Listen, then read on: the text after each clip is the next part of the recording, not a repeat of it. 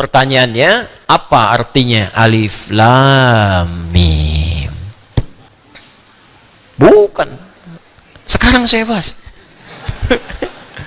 Tidak sekarang ya. Sekarang saya selesaikan sebentar. Supaya nanti kalau Anda ditanya jelas. Tadi belajar apa? Alif lam mim. Apa itu makhraj? Enggak tahu arti. Sebentar, paling 5 menit selesai. Ya, tambahannya ya bonus. Huruf itu tidak pernah ditanya artinya. Karena huruf itu baru muncul arti yang sempurna kalau sudah terangkai dengan kalimat yang sempurna. Jelas? Paham? Misal, apa artinya A? Hah? Apa artinya Y? Apa artinya H? Gak ada. Tapi kalau Anda gabungkan A, Y, A, H, ayah. Apa artinya ayah? Bapak. Apa artinya bapak? Ayah. Baru punya makna, gitu kan? Tapi Al-Quran berbeda. Al-Quran itu sempurna. Karena itu ketika Anda bertanya apa artinya alif lam mim, maka pertanyaannya kemudian dirubah dengan bentuk yang sempurna.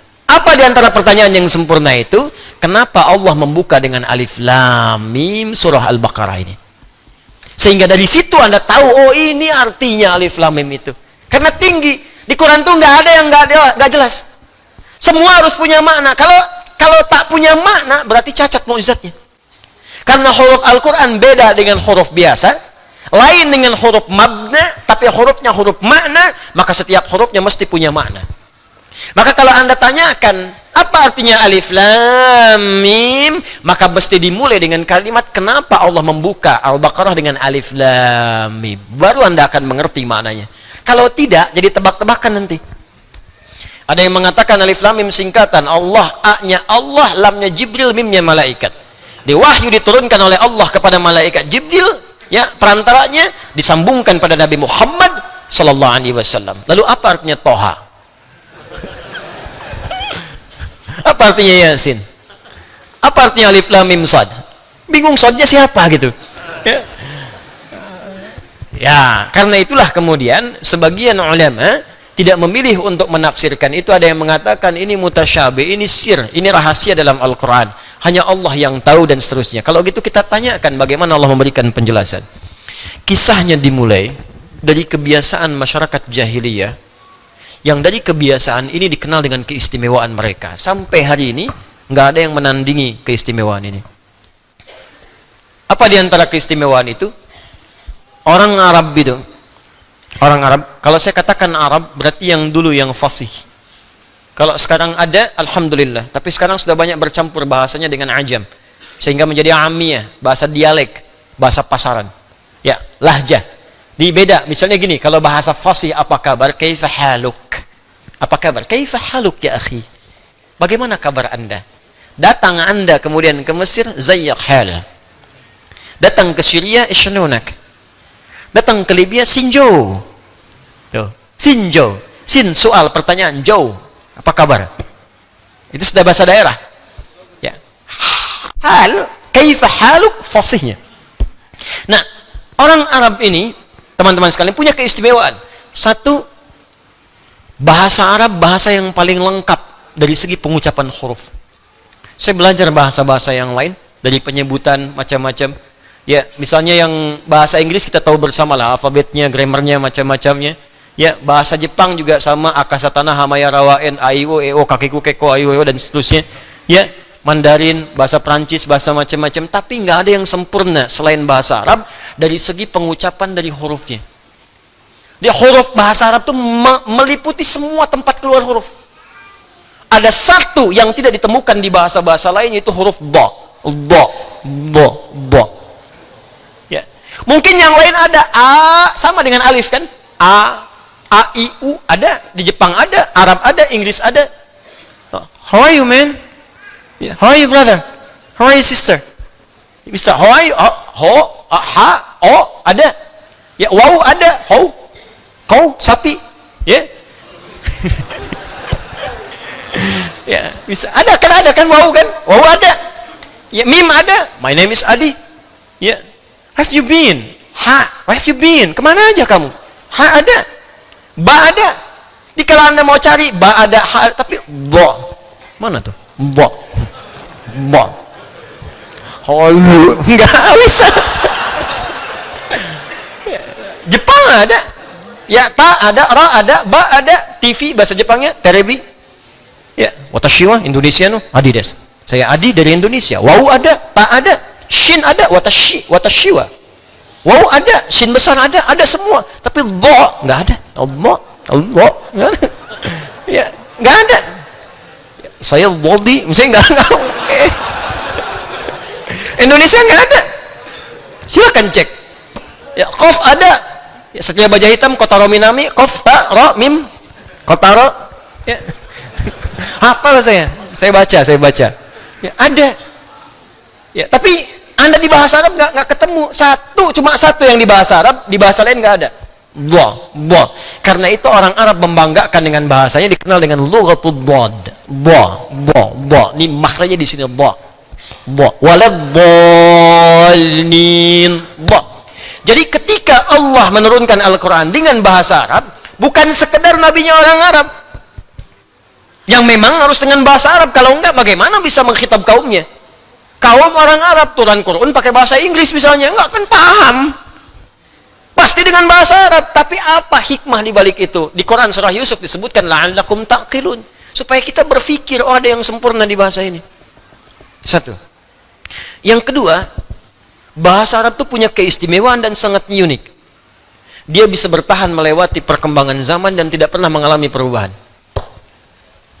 Bahasa yang lain ada penyempurnaan, ejaan yang disempurnakan. Makanya kalau ada kitab dituliskan selain dengan bahasa Arab, pasti ada penyempurnaan. Silahkan cek. Saya juga kadang-kadang suka senyum-senyum. Ada kitab suci edisi revisi.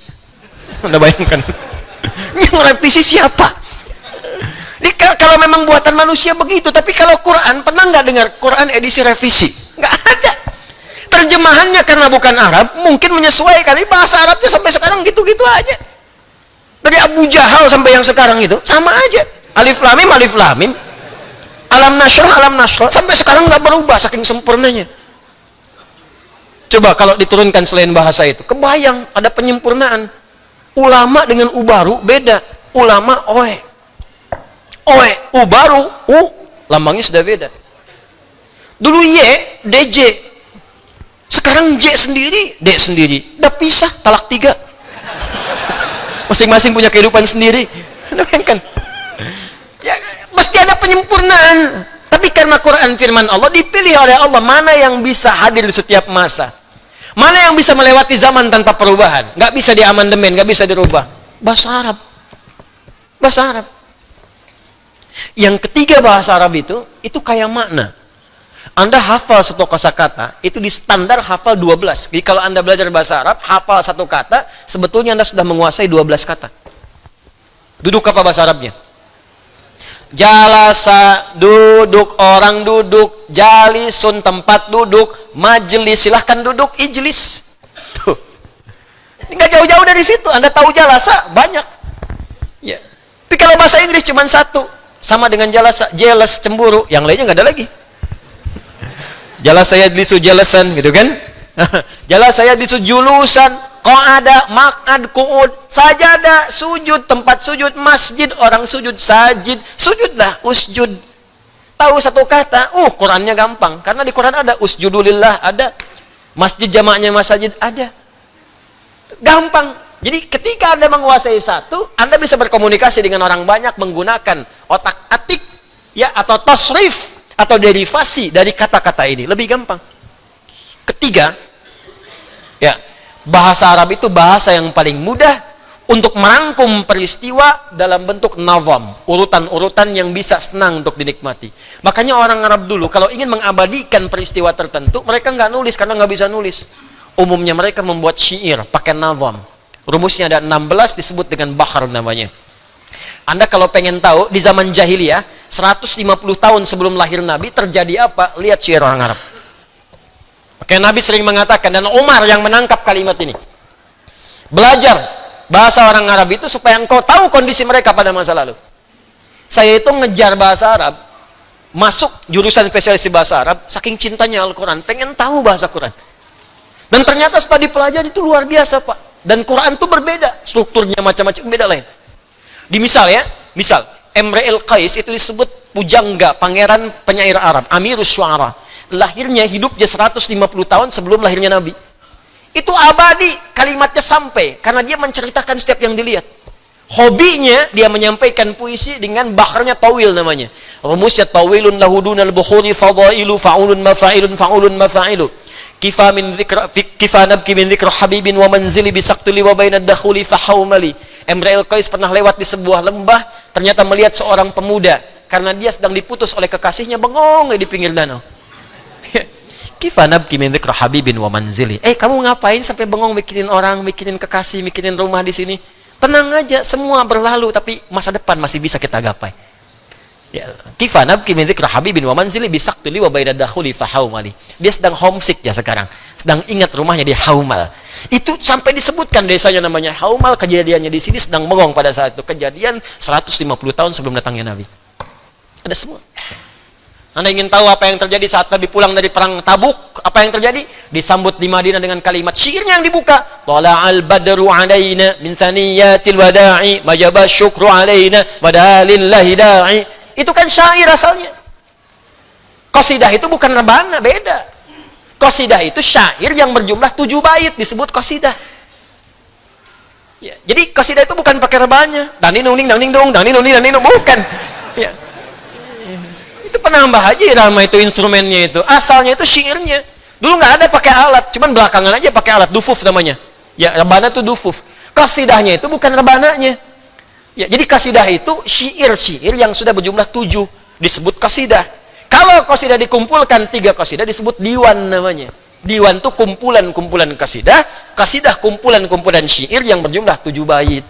Gitu. Semua orang yang dilihat bisa bikin puisi seketika. Al-Asma'i itu lihat burung lompat-lompat, burung kecil. Ya, di atas bunga itu. Ya, bunga yang sedang mekar, di bawahnya ada sungai. Itu langsung bisa bikin puisi. Pakai rojas, mustafilun mustafilun mustafilun mustafilun mustafilun mustafilun. Saya sering bacakan di sini. Sautus safiril bulbuli hayyaja qalbi thamili al-ma'u wa zahru ma'a zahri lahzul muqali fa anta ya sayyidali wa sayyidi wa maulali fakam tayammuni ghazayilun uqayqali qataftuhu min wajdatin min fi'li hadha ar-rajuli faqala la la la faqad ghada muharwili wa wal walad wali ya waylali faqultu la tuwalwili fabayyinu lu'ali qalat lahu hina kadha in radidul muqali kahatan kakailali tabtabuli. Wah, coba ulangi.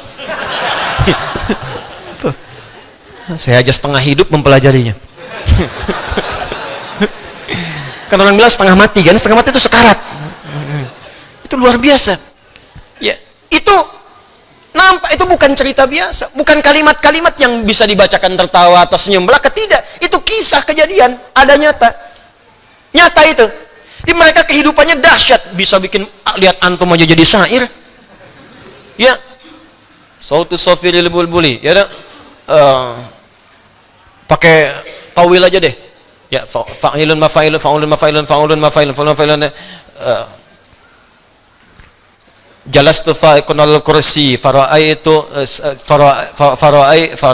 fara'aitu ra'isun aswada jalisun amami biqafiyatihi. Ya, misal saya duduk sedang di bangku sedang mengajar, maka di hadapan saya ada sudut kemiringan tertentu, seorang pakai peci hitam duduk depan saya. Ya, fatabassama dhahikan ra'ani, maka dia tersenyum-senyum sambil ketawa melihat saya. Ya. Itu dibikin aja, rumusnya ada sendirinya. Ya, cuman maaf, kalimat itu cuman cerita, cuman kisah. Kadang-kadang ada khayalan, makanya ada imajinasi. Kadang-kadang khamriyat, hanya untuk ngajak pesta, pakai syair. Makanya nanti ada musik yang diharamkan karena gabung dengan pesta. Suatu masa nanti ada umatku menghalalkan musik dengan zina, dengan sutra dan sebagainya. Karena orang kalau datang sekarang ke diskotik, datang ke tempat-tempat hiburan, pakai pakaian bagus, terus ikhtilat macam-macam, joget-joget macam-macam, musiknya nyantu di situ. Itu udah ada, yang sekarang telat. Udah ada, namanya khamriyat. Ya, pakai musik, pakai hiburan, pakai syair untuk minum-minum khamar. Ada banyak. Ya, ta'ala ila khamri nu'alina. Ya, Ya fawailul lis-salati wal musallina. Ayo kita mabuk-mabukan yuk, minum khamar. Kalau salat mah disebutnya celaka karena Allah berfirman wailul lil musallin, bukan wailul lil khamirin. Itu tuh saking mereka pengennya mabuk-mabukan untuk meninggalkan salat. Sampai menyebutkan, yang kena neraka wel kan orang salat, bukan yang minum khamar. Dalilnya wailul lil musallin. Tuh. Menempatkan sesuatu bukan pada tempatnya, dikecam oleh Al-Qur'an. Diluruskan kalimat-kalimat itu. Dia sudah ada. Ada bikin puisi misalnya, maaf ya, untuk memuji. Ada yang untuk berzina, ada bikin puisi dulu untuk zina, ada. Narik memikat pasangan, ghazal namanya. Ya, ghazaliyat disebutkannya. Ada untuk memuji namanya madah. Nabi pernah dipuji oleh seorang sahabat sampai Nabi punya seorang syairun Nabi namanya Hasan bin Thabit. Ya, ada lengkap semua. Tapi isinya nggak ada yang tentang bimbingan kehidupan. Maaf, tidak ada petunjuk-petunjuk bagaimana menjalani masa depan. Tidak ada bagaimana tatanan sosial. Tidak ada dorongan untuk menggali pengetahuan. Maka, ketika Allah menurunkan wahyu kepada Nabi Muhammad SAW, itu kalimat Qur'annya indah. Saking indahnya, ada yang menduga itu mirip syair. Karena rumusnya, yang paling menarik, ada kemiripan. Walau hakikatnya nggak sama sekali. Apa kemiripannya? Yang tadi i di Quran ada a semua. Nih lihat nih. Wadduha wal laili idza ma wadda'aka rabbuka wa ma walal akhiratu khairul laka minal wala sawfa yu'tika rabbuka. Lihat, semua a. Ada yang ujungnya kaf. Alam nashrah laka sad wa wada'na anka wizr alladhi anqadha dhah wa rafa'na laka dhikr. Tuh. Sedangkan orang Arab pun bikin syair ujungnya tuh ada saja ujungnya. Ada kaf, ada lam disebut dengan lamnya. Ada mim ujungnya. Jadi mereka menuduh Nabi, itu mah bukan wahyu, itu syair seperti kami. Jelas.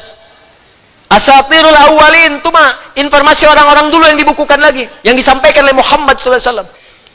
Ya, maksud dibukukan di sini dihimpun kembali. Muhammad itu syair, cuma mereka nggak bisa nuduh syair karena rumus syair nggak ada di Quran. Karena rumus syair terbatas, tawil, faulun mafailun di Quran nggak ada rumus itu, nggak bisa dipakai. Al-Baqarah bukan rumus itu, Wadduha bukan rumus itu, Rajas, mustafilun nggak bisa dipakai di Quran. Ayat apa yang mengikuti rumus itu? Nggak ada. Madid, mufa'alatun, fa'ilatun, nggak bisa dipakai, nggak ada rumusnya. Di mereka kebingungan, mau nuduh Quran nggak bisa karena nggak mengikuti rumusnya syair, tapi kalimatnya bisa indah seperti itu dan isinya beda. Sehingga apa yang terjadi? Ketika Nabi banyak dituduh demikian, maka ditantang oleh Allah. Kalau kamu menuduh Al-Quran syair seperti yang kamu ucapkan, silahkan bikin semisal Quran. Buat. Kalau engkau mampu buat. Bahkan aku jadikan setiap huruf-huruf Al-Quran adalah huruf-huruf yang biasa engkau gunakan untuk bikin syair itu.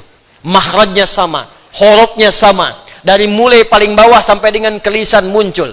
Aku tunjukkan kepada kalian. Aku buka dengan alif, lam, mim. Kalau kalian mampu, bikin yang seperti Al-Quran. Nih, aku turunkan dari makhraj yang sama, dari huruf yang sama, seperti yang kalian buat dari syair-syair itu. Sekarang kalau mampu, dan kalau benar tuduhan kalian Quran bagian dari syair, bikin semisal Al-Quran. Maka itu nanti di ayat ke-23-nya akan ditegaskan tantangan Allah itu. Qul in kuntum tuhibbuna Allah. Itu Ali Imran ayat 31. Ayat 23. Qul bukan kul wa in kuntum. Oh, kan jarang ngaji itu. Wa in kuntum fi raibim mimma nazzalna ala fa'tu bi suratin min mithli wad'u syuhadaakum in kuntum. Baik. Ya, wad'u syuhadaakum min dunillahi in kuntum shadiqin. Fa illam taf'alu walan fattaqun narallati waquduhan wa'iddat lil, maka muncul tantangan Allah. Ayo buat semisal ini. Jadi alif lam mim dan yang lainnya ketika diturunkan membuka ayat-ayat dan surah-surah dalam Al-Quran, itu salah satunya bermakna tantangan kepada orang-orang Arab yang sering menuduh Nabi Quran rekayasa Nabi, Quran buatan Nabi, maka silahkan buat seperti Quran ini. Bahkan huruf-huruf dalam Al-Quran dibuat oleh Allah dengan huruf yang sama seperti kalian membuat puisi-puisi dalam kehidupan kalian itu. Ternyata sampai Nabinya wafat pun tidak ada yang mampu membuat seperti Al-Quran. Ini menunjukkan Quran bukan rekayasa manusia. Ini menunjukkan Quran bukan produk budaya. Kalau produk budaya berarti setiap manusia mampu. Anda bayangkan Abu Jahal pakar bahasa Arab, Abu Lahab pakar bahasa Arab, banyak pakar, bisa bikin puisi Arab, bisa bikin qasidah Arab, tapi nggak bisa menyaingi Quran sampai mereka takluk, sampai mengatakan ini bukan buatan manusia biasa, sampai nggak bisa menyoal Quran. Silahkan cek di tafsir-tafsir, nggak pernah ada Abu Jahal bertanya apa maksudnya alif lam mim, apa maksudnya toha. Saking ngertinya, saking sempurnanya bahasanya. Di mereka itu merasa bahwa Quran itu memang luar biasa, mukjizat. Cuman karena mereka iri kepada Nabi, mereka menolak Qurannya. Tapi seiri-irinya nggak pernah mereka mengatakan Quran produk budaya. Tuh. Makanya Umar yang sangat paham paham puisi Arab, baru mendengar satu kalimat langsung bergetar hatinya karena ini bukan puisi, bukan syair. Toha ma anzalna 'alaikal Qur'ana litashqa, langsung syahadat karena tahu ada sesuatu yang beda. Maka kalau pakar bahasa Arab di zamannya walaupun memusuhi Nabi, mereka mengakui Quran itu firman Allah, Quran itu tidak biasa, dan mereka mengakui nggak mampu membuat seperti Quran. Datang orang sekarang yang nggak bisa bahasa Arab, bicara aja nggak fasih, ngerti juga enggak, tiba-tiba mengatakan Quran produk budaya. Berarti ada yang salah, ada yang konslet dalam pemikirannya. Kalau Abu Jahal hidup lagi, bingung sama orang ini. Tumben aku aja nggak ngatain itu, katanya. Hati-hati, karena setan dulu nggak kuliah, setan sekarang kuliah. Lebih komplit setan sekarang itu. Setan dulu cuman diusir pakai ayat kursi, bacain ayatnya, lari setannya. Setan sekarang mesti dilempar dengan kursinya sekalian.